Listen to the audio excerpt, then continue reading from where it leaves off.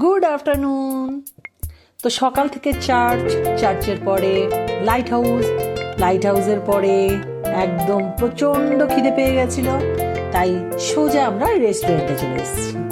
এটা একটা 4 star restaurant, আর এখানে আমরা মোটামুটি দুপুরের লাঞ্চটা সেরে নিয়েছিলাম।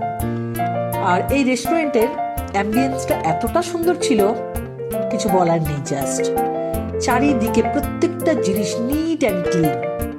আর এখানে আমরা যা অর্ডার দিয়েছিলাম সেটা পুরোপুরি একদম ভাইয়ের পছন্দের ছিল। ভাই বলেছিল যে কেরালায় এসেছি, তো কেরালার একটা ফেমাস ডিশ আমাদের অর্ডার করা উচিত। তো সেই মতো একটা ফেমাস ডিশ অর্ডার করেছিলাম। তো চলো দেখো তোমরা ডিশটা কেমন, আর নামটাও কিন্তু ছিল অদ্ভুত। তো চলো বলছি, দেখো ভেতরটা কতটা সুন্দর সাজিয়ে রেখেছে। এদিকে আমি একদম পরিপাটি হয়ে বসে পড়েছি খাওয়ার জন্য। খাবারটা দেবে আর আমি হামলে পড়বো আর কি, মানে এতটাই খিদে পেয়েছিল। তো চলো এবার আমাদের সেই ফেমাস ডিশ চলে আসবে। এই তো চলে এসেছে।